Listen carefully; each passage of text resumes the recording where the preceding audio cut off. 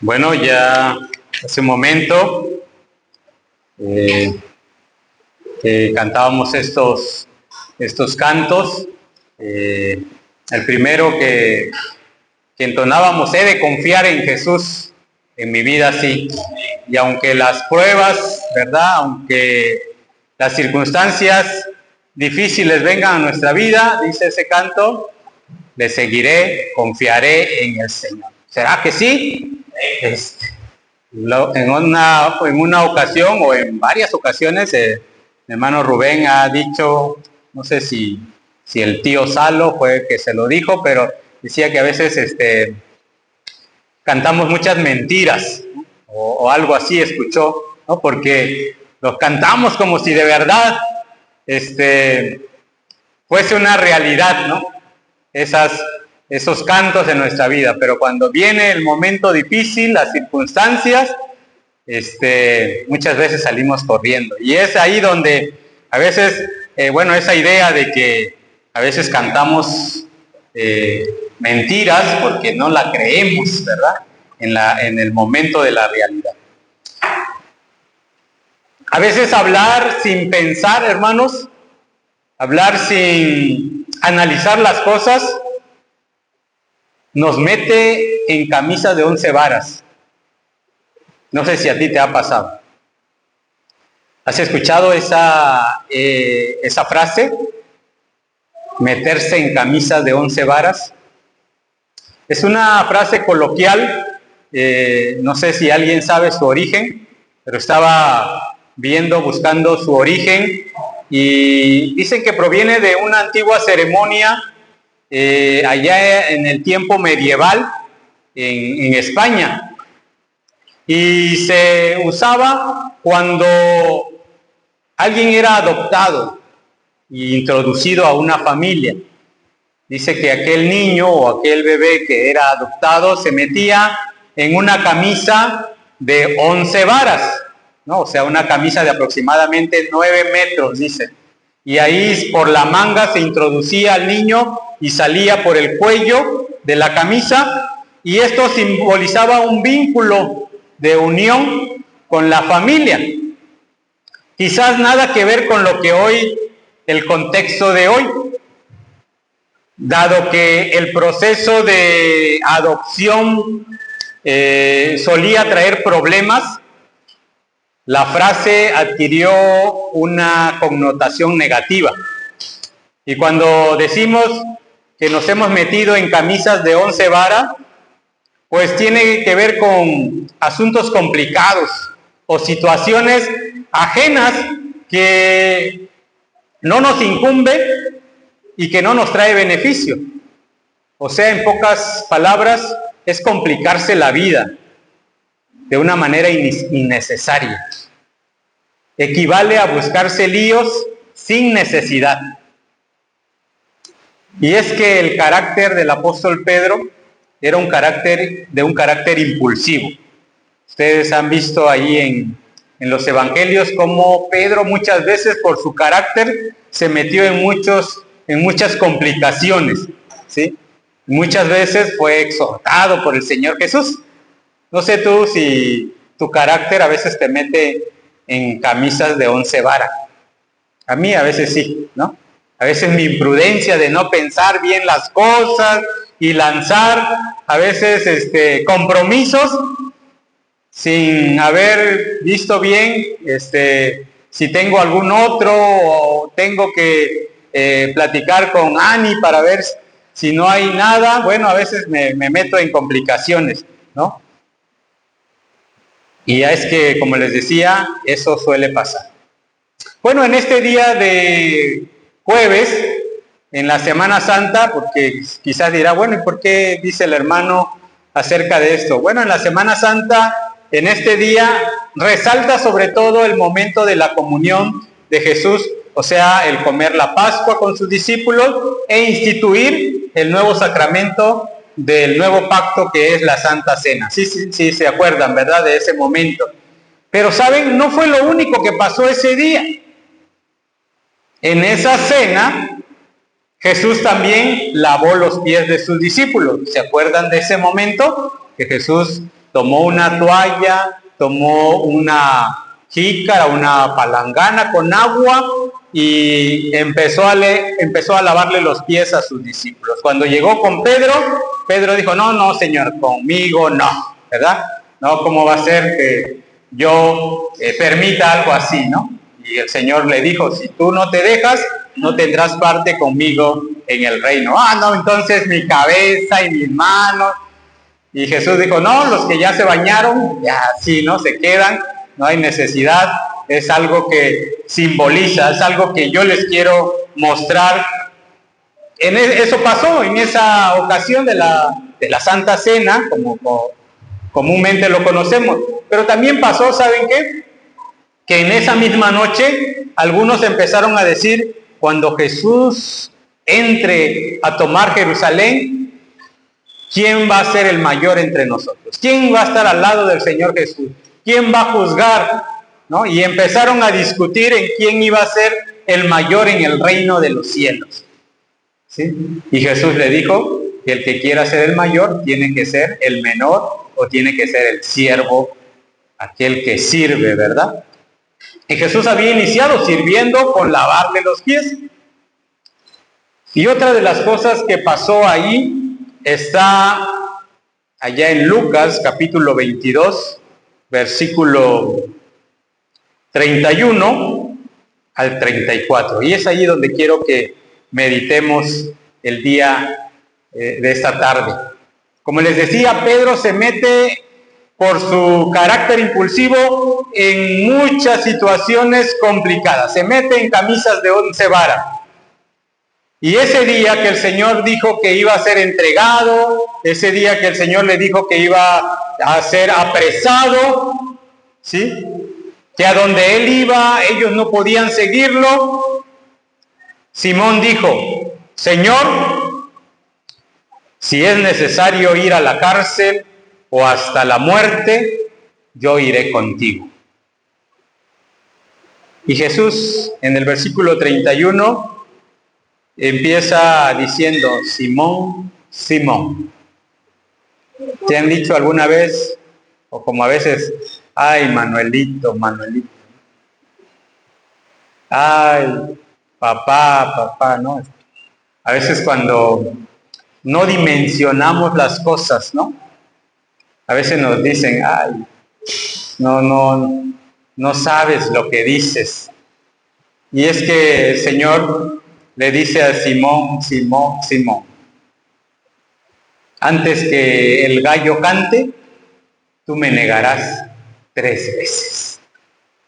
Aquel que dijo, yo soy capaz de ir contigo a la cárcel y aún más allá, si es necesario, hasta la muerte, Jesús se compadece de él diciéndole, ¿verdad? Simón, Simón. Y lo que le va a decir el Señor Jesús va a ser lo siguiente.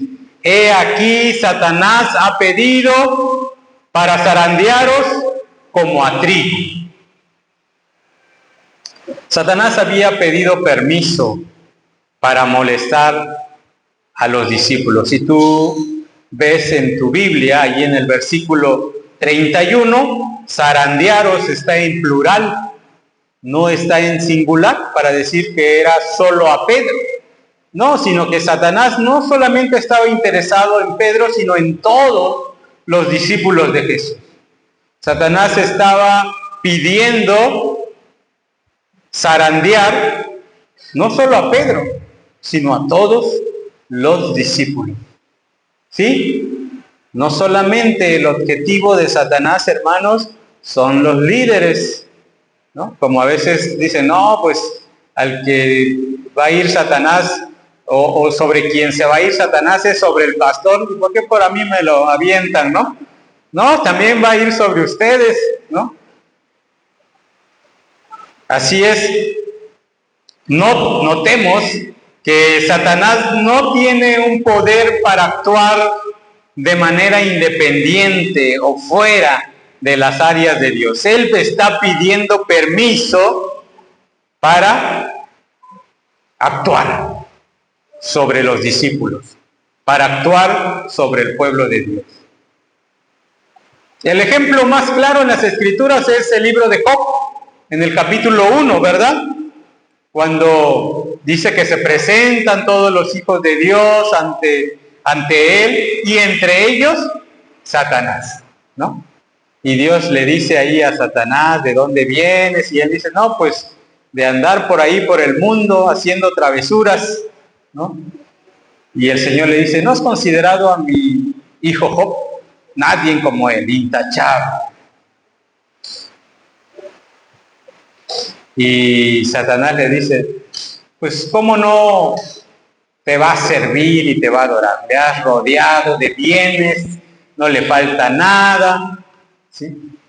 Pero quítale algo y vas a ver si no empieza a blasfemar contra ti. Y el Señor le dice, bueno, tienes permiso de todas sus cosas, de las cosas materiales, mas su alma no lo toques. Sí, Satanás, como en algunas veces lo he dicho, ¿no? Calvino decía que es el perro de Dios. Va a hacer lo que Dios quiere que haga y hasta donde Él lo permita, ¿no? Además, el ejemplo de un perro, y lo veíamos en el Salmo, no sé, ahorita que leíamos el Salmo, ¿no? Cómo estamos rodeados de perros, dice el salmista, ¿verdad? Satanás es así, como ese perro, pero encadenado o amarrado. Y va a llegar hasta donde Dios lo permita, hasta donde el Señor le autorice. Y Satanás había pedido permiso para causar daño a los discípulos. Hermanos, el hecho de que Satanás también en esta semana recordamos que fue pisoteado por el Señor, fue del Evangelio que nos decía ya en Génesis capítulo 3 que de la simiente de la mujer iba a nacer el que le iba a aplastar la cabeza a la simiente de la serpiente. Sin embargo, aun cuando sabemos que Satanás ha sido derrotado definitivamente, eso no quiere decir que hoy aún el Señor le dé permiso, le autorice, ¿sí?, a que cause daño a la vida de los discípulos, de los creyentes. Claro, todo bajo la voluntad y el propósito de Dios. Uno de las principales ocupaciones de Satanás es evitar que los hombres y las mujeres respondan a la proclamación del Evangelio. Él va a hacer todo lo que esté en sus manos hasta donde Dios le permita por impedir de que tú escuches el Evangelio, de que tú leas la palabra, de que tú medites en ella. Y nos va a poner el celular, nos va a poner a hacer otras actividades y muchas cosas para que no escuchemos el Evangelio, para que las personas no crean en el Señor Jesucristo. Satanás está consciente del hecho de que si las personas ponen su fe en el Señor Jesucristo, inmediatamente serán salvos. ¿Y saben qué? Como dice allá en Colosenses capítulo 1, versículo 13, esos que son rescatados son trasladados, ¿sí?, de las tinieblas al reino de su amado Hijo, o pasar de las tinieblas a la luz admirable. Satanás sabe eso. Y es por eso que su ocupación es querer seguir causando daño a los discípulos de Jesús. Con Pedro y los demás discípulos, eso estaba pidiendo. Satanás estaba pidiendo, dice, zarandear a los discípulos. La zaranda o el zarandeo, ¿no?, es lo que se ocupa para sacudir el grano, ¿no? Nosotros usamos más la palabra sacudir, ¿no? Sacudir, bueno, por esta región que se cosecha la ajonjolí, una vez que ya se seca, se sacude. Se sacude y a través de la sacudida o del viento, ¿sí? ¿Qué es lo que sucede en la sacudida? Se desprende la cáscara de la semilla, ¿sí? Hay un desprendimiento de aquello que es esencial y lo que es, pues, el desecho, el bagazo, lo que no sirve en la semilla. Digamos que en sentido espiritual, ¿sí? El zarandeo describe el proceso de pruebas severas, de momentos difíciles en la vida, del momento de purificación. Pedro lo va a decir que así como el oro pasa por el fuego para salir puro, así nosotros debemos pasar por el fuego. Entonces, Satanás se vuelve una especie de instrumento en las manos de Dios para usar las circunstancias difíciles, los momentos dolorosos, las circunstancias que nos hacen sufrir y llorar, para sacar aquello que es superficial, separar lo superficial para que salga lo esencial de nuestra vida espiritual. Sí, Satanás pensaba que zarandeándonos o zarandeando a los discípulos les iba a causar daño, pero el Señor está usando el zarandeo con un propósito, de que a través del sufrimiento los discípulos se perfeccionaran. Sin darse cuenta, Satanás estaba siendo un instrumento en las manos de Dios. Romanos 8:28 nos dice que todas las cosas nos ayudan a bien. Esto es, a los que conforme a su propósito son llamados. ¿Cuál es el propósito de Dios en que todas las cosas que vengan a nuestra vida nos ayuden a bien? Bueno, el versículo 29 va a decir que por eso nos predestinó, para que fuésemos hechos conforme a la imagen de su Hijo. Pero de momento, ¿quién quiere pasar por circunstancias difíciles? ¿Quién quiere pasar por el dolor, por la pérdida de un ser querido, por la pérdida de algo material, por no alcanzar algún objetivo, algún propósito de vida?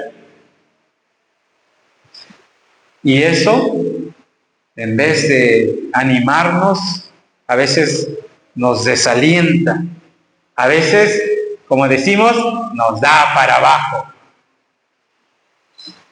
nos aleja del Señor, nos aleja de los hermanos, no queremos saber de ellos por lo que estamos pasando.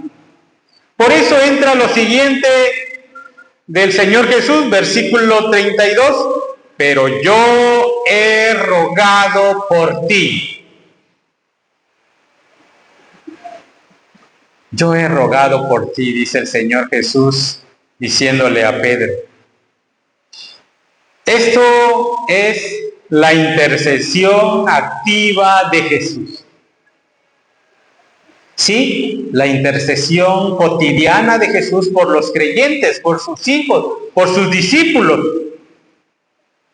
¿Para qué? Para que no falte tu fe. Pero yo he rogado por ti que tu fe no falte. Que tu fe no falte.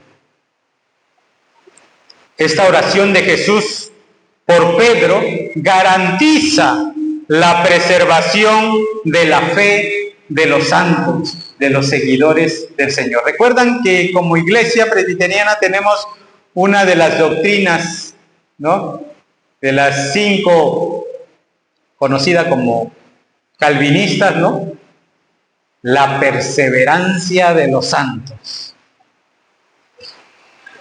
Pero ese término no es porque recaiga en nosotros, no es porque dependa de mí el perseverar, sino que perseveramos porque es el Señor quien ruega por nosotros quien nos sostiene, quien nos levanta cuando estamos pasando por esos momentos difíciles y dolorosos. Sí, es el ruego interminable del Señor Jesús por ti, como lo dice con Pedro, pero yo he rogado por ti.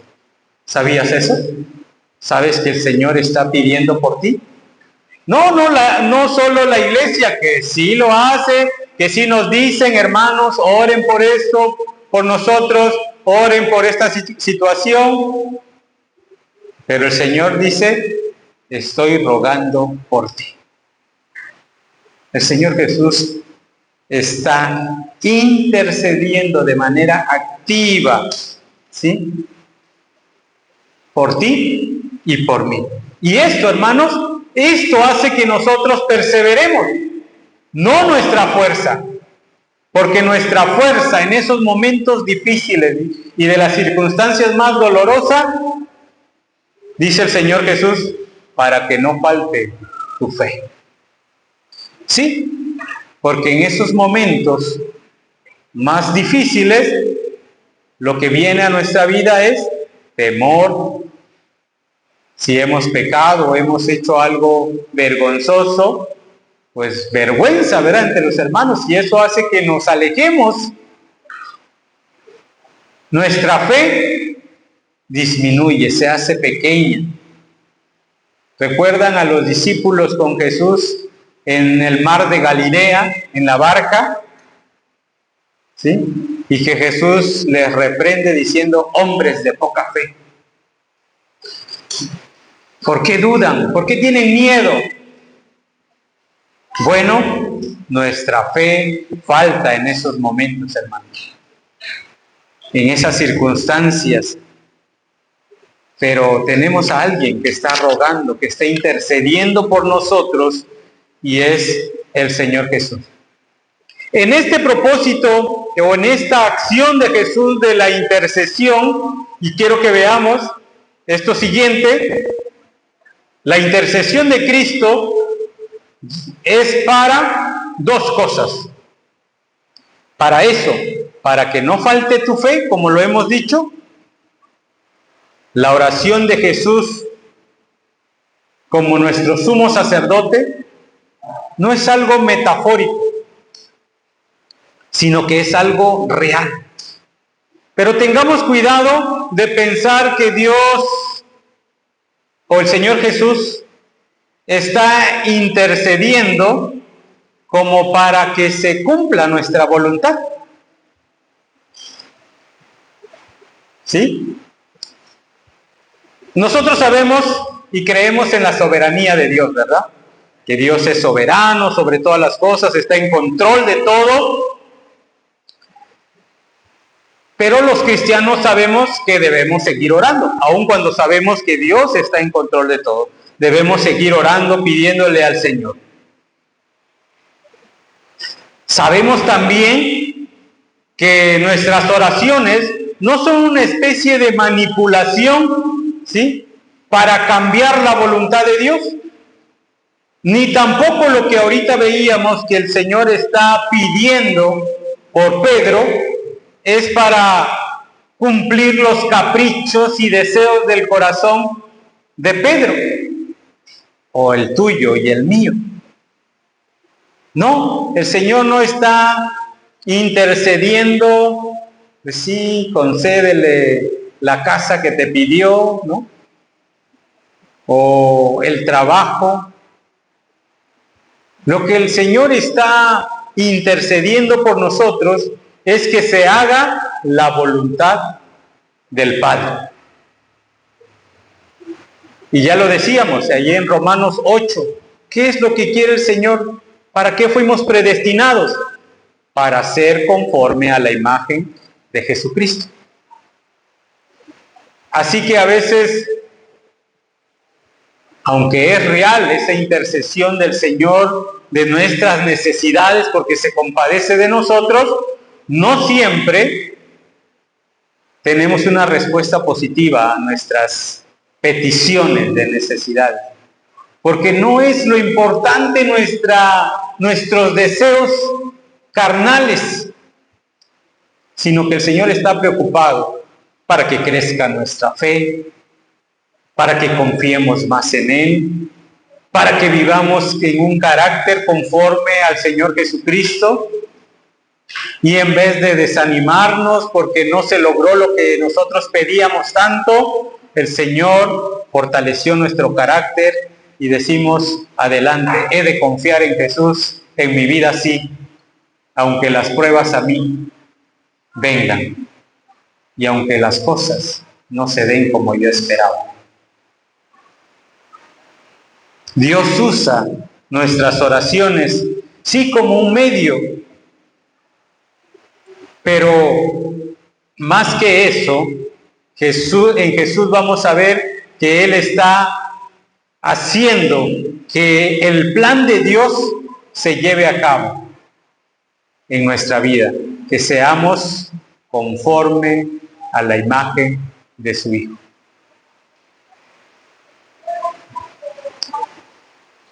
Ahí mismo en Romanos 8:34, Pablo va a preguntar, ¿quién es el que condenará? Cristo es el que murió, más aún el que también resucitó, el que además está a la diestra de Dios, el que también intercede por nosotros. La intercesión es real del Señor Jesucristo, hermano. O como dice Hebreos 7:25, por lo cual puede también salvar perpetuamente a los que por Él se acercan a Dios, viviendo siempre para interceder por ellos. Sí, hermanos, el Señor dentro del plan de redención está intercediendo por nosotros, para que la salvación, esa salvación que nos ha dado, llegue a buen término, llegue a la meta. Lo que Él comenzó, lo llevará hasta el final. Él no quiere que nos perdamos en el camino. Él va a interceder para llegar hasta el final. La salvación sabemos que no se pierde, pero no por eso no debemos estar pidiendo por nuestra vida. Y el Señor dice, puede salvar perpetuamente, dice Hebreo, nos salva perpetuamente, pero también es una realidad de que Él está intercediendo por nosotros. Y lo segundo, que en esta intercesión veíamos, para que nuestra fe no falte, lo siguiente que el Señor Jesús va a decir es, y una vez vuelto, le está diciendo a Pedro, y una vez vuelto, confirma a tus hermanos. Sí, hermanos, todo lo que pasemos, esos momentos dolorosos, tristes, vergonzosos en nuestra vida, no es para alejarnos y volver al mundo. No, es para que una vez salidos de ahí, vayamos y fortalezcamos a nuestros hermanos. Esa noche,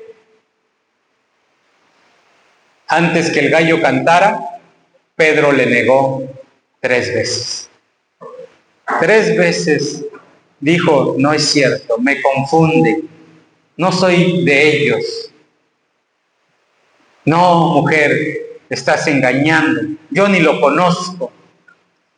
Y el gallo cantó.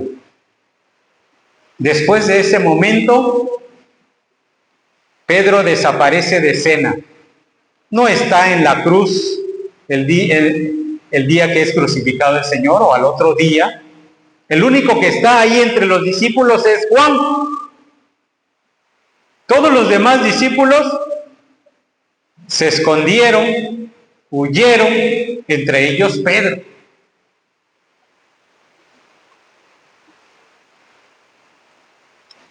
Después de fallarle al Señor, después de negarle, ¿Cómo volver? ¿Cómo volver? ¿Cómo volverías tú después de fallarle al Señor? O si ya lo has pasado, ¿cómo has vuelto? Pues nos sentimos avergonzados y nos sentamos hasta allá, ¿verdad? Hasta allá atrás. O no queremos ni dar la cara con alguno de los hermanos, ¿no? Tenemos pena.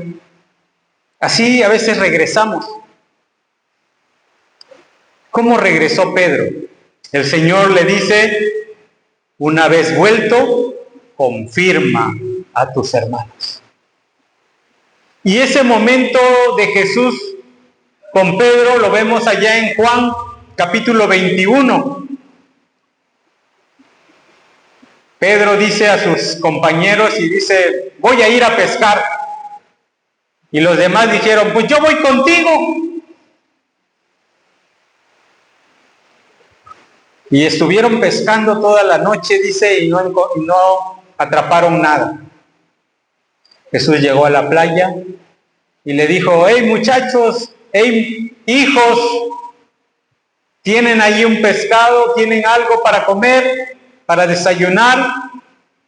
Y ellos dijeron, no hemos pescado nada. Y él les dice, echen la red a la derecha. Y echaron la red y dice que sacaron muchos peces.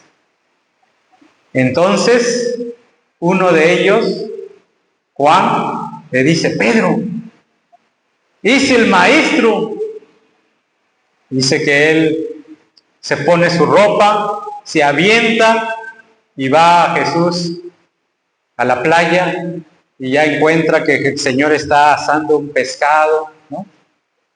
Y en ese momento de convivir, de desayunar, como lo fue en el momento de la cena de la Pascua, también de una convivencia y donde Pedro, el Señor le está diciendo, ¿me vas a negar?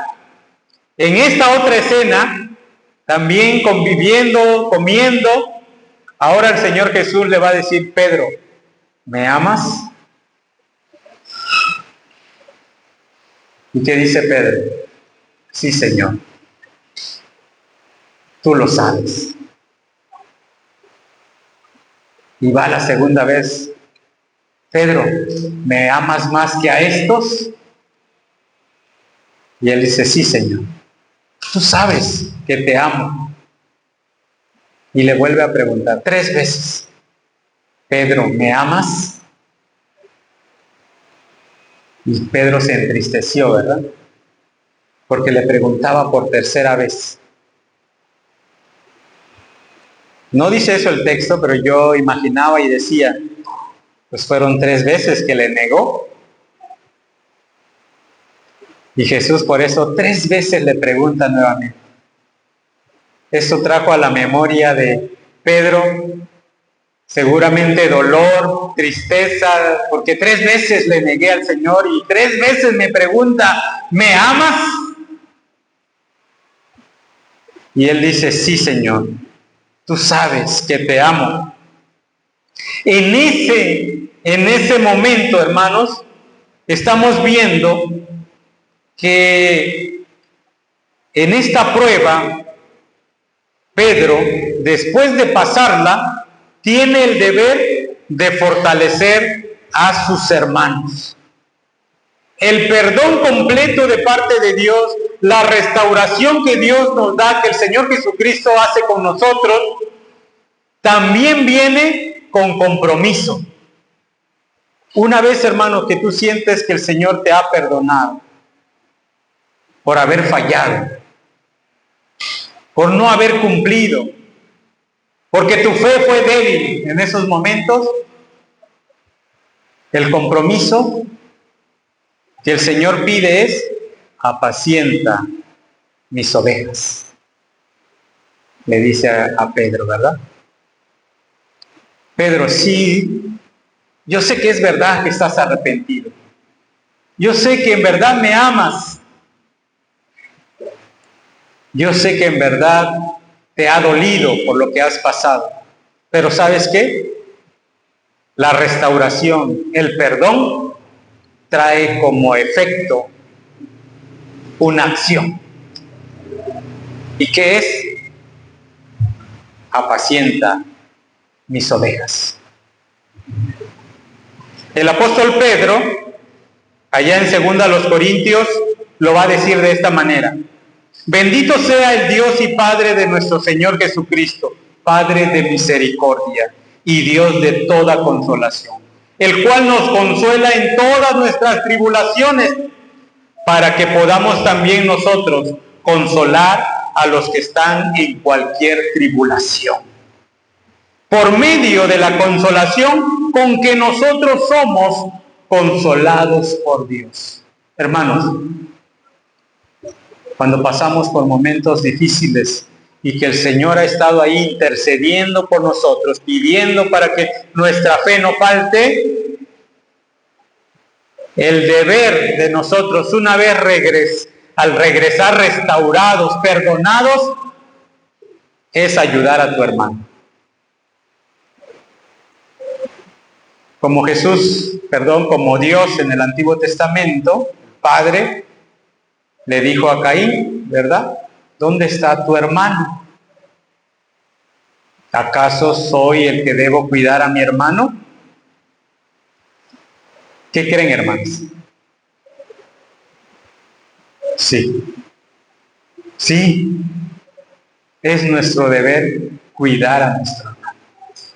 Es nuestro deber apacentar a los demás. Una vez restaurado, una vez perdonados, fortalece a tus hermanos, le dice el Señor Jesús. Así que en conclusión, hermanos, ten presente que hoy Satanás sigue operando para provocar toda clase de mal a nuestra vida. Sí, eso es una realidad. Nuestro adversario, el diablo, anda como león rugiente buscando a quien devorar. Segundo, pero tengamos esto en mente. No olvidemos esto, que tenemos a alguien que nos respalda, alguien que intercede por nosotros día y noche. Está pidiendo para que tu fe no falte. ¿Quién es este? Sí, Jesús, el Cordero perfecto, el que dio su vida por nosotros, sigue intercediendo por ti y por mí. Y una vez que hayamos pasado por esa tribulación, hermanos, no te quedes allá atrás. No te sientes allá atrás. Acércate. Ven hasta adelante. O siéntate al lado de aquel que está necesitando ayuda. Anímalo. Dile, adelante. Yo te entiendo, yo comprendo por lo que pasaste. Pero el Señor me ha levantado, me ha restaurado. Acompaña a tus hermanos, fortalece a tus hermanos, anima a tus hermanos. Que Dios nos bendiga, hermanos. Vamos a orar. Señor, gracias por interceder por nosotros, Señor.